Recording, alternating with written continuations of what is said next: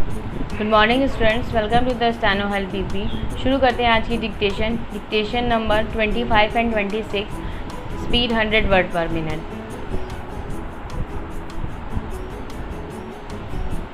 Start. सभापति महोदय, अब मैं आर्थिक मामलों पर आना चाहता हूँ। मैं अधिक समय नहीं लूँगा।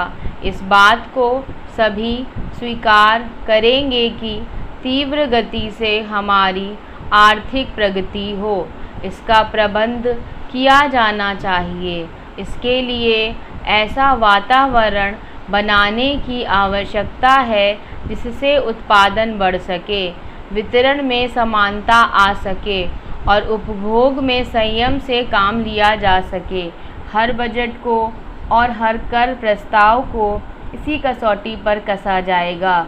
यथा क्या उससे उत्पादन बढ़ता है, क्या वितरण में समानता आती है, और तीसरी बात यह कि क्या हम देश में ऐसा वातावरण बना सकते हैं कि लोग जितना कमाते हैं उतना खर्च ना करें, उसमें से बचाएं और उसे राष्ट्र की समृद्धि में लगाएं। अगर इस कसौटी पर सरकार की आर्थिक नीतियाँ कसी जाएं तो मुझे लगता है कि उनमें पर्याप्त सुधार की गुंजाइश है। मैं वित्त मंत्री की कठिनाई को समझ सकता हूँ। विकास की आवश्यकता अधिक धन की मांग करती है।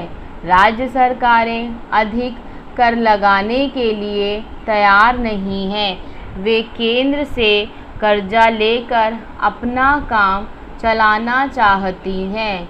वहाँ कोई वित्तीय अनुशासन नहीं है।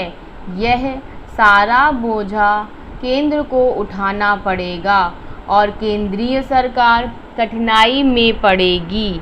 इसलिए मैं समझता और सुझाव को दोहराना चाहता हूँ कि राज्यों को इस संबंध में निर्देश दिया जाना चाहिए।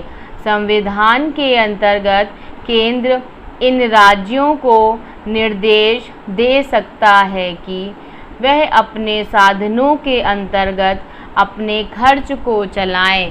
केंद्र के कर्ज पर निर्भर नहीं रहना चाहिए। विशेष परिस्थितियों में कर्जा दिया जा सकता है, लेकिन कर्जा लेकर अपना काम चलाना यह उनका स्वभाव नहीं बनना चाहिए। अपवाद रूप में कर्जा लेकर वह किसी विशेष परिस्थिति का सामना करने के लिए प्रस्तुत हों और उसका विरोध नहीं किया जा सकता। दूसरी बात यह है कि देश में सादगी और संपत्ति को उड़ाने के बजाय उसे उत्पादक कार्यों में लगाने का वातावरण बनाना चाहिए। मैं नहीं जानता वित्त मंत्री महोदय इससे कहाँ तक सहमत होंगे, लेकिन आज देश में समाजवाद की चर्चा बहुत होती है। लोगों का समाजवाद की ओर देखने का दृष्टिकोण विकृत हो गया है।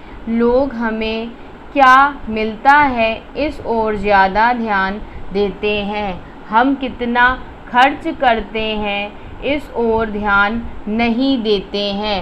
समाजवाद बिना संपत्ति की अभिवृद्धि किए और बिना उसके समान वितरण के नहीं आ सकता। हमारा देश कृषि प्रधान देश है।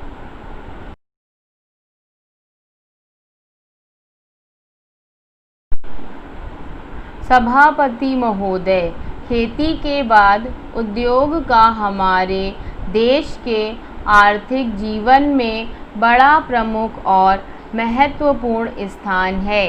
स्वतंत्रता के बाद देश में बड़े बड़े और मौलिक उद्योग धंधे खड़े किए गए हैं जिनकी बहुत आवश्यकता थी। उस दिशा में अच्छा प्रयास किया गया है और उसमें बड़ी सफलता भी मिली है। लेकिन जहाँ बड़े बड़े उद्योग धंधे खड़े हुए, वहाँ छोटे छोटे उद्योग धंधों की, विशेष रूप से उन उद्योग धंधों की जो देश में परंपरा से चले आ रहे थे, बड़ी उपेक्षा हुई। बहुत से उद्योग धंधे अपने पुराने ढंग से चले आ रहे हैं, उनमें कोई नया परिवर्तन नहीं लाया जा सकता है, उनका कोई विकास नहीं हो सकता है। देश की स्थिति को देखते हुए विशेष रूप से ग्रामीण क्षेत्रों में कौन से नए उद्योग धंधे खड़े किए जा सकते हैं, इस बारे में कोई अनुसंधान नहीं किया गया है। खादी और ग्रामोद्योग स्थापित किया गया और उसने खादी और कुछ ग्रामीण उद्योग धंधों को लिया, लेकिन उसकी भी कुछ सीमाएं हैं।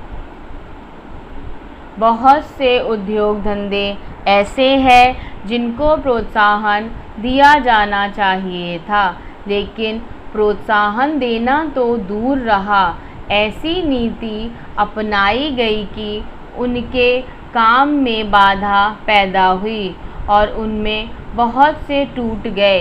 इसका परिणाम यह हुआ है कि एक तरफ तो हमने दिखाने के लिए बड़े बड़े कारखाने खड़े किए हैं, लेकिन दूसरी तरफ बेकारों की संख्या बढ़ती गई है।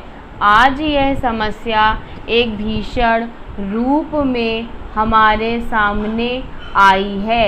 यदि हम छोटे छोटे उद्योग धंधों को, विशेष रूप से कृषि से संबंधित उद्योग धंधों को बड़े बड़े शहरों में नहीं, दूर दूर ग्रामीण क्षेत्रों में नहीं फैलाते हैं, तो इसके दो दुष्परिणाम होंगे। एक तो उद्योगों का केंद्रीकरण होगा, दूसरे शहरों की जनसंख्या बढ़ेगी, जिससे अनेक जटिल समस्याएं पैदा होंगी।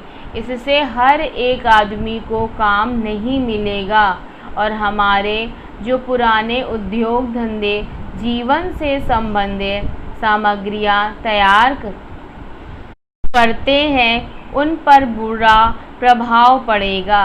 लेकिन सरकार की ऐसी नीति रही है कि उनमें से बहुत से उद्योग धंधे समाप्त होते जा रहे हैं, जिसका परिणाम यह है कि इस उद्योग में लगे हुए आदमी बेकार हो रहे हैं। मैं चाहूँगा कि सरकार ऐसे उद्योग धंधों को अधिक प्रोत्साहन देने का प्रयत्न करे। इस प्रयत्न के लिए हम इस मौके पर सरकार का समर्थन देशभक्ति की भावनाओं से करते हैं।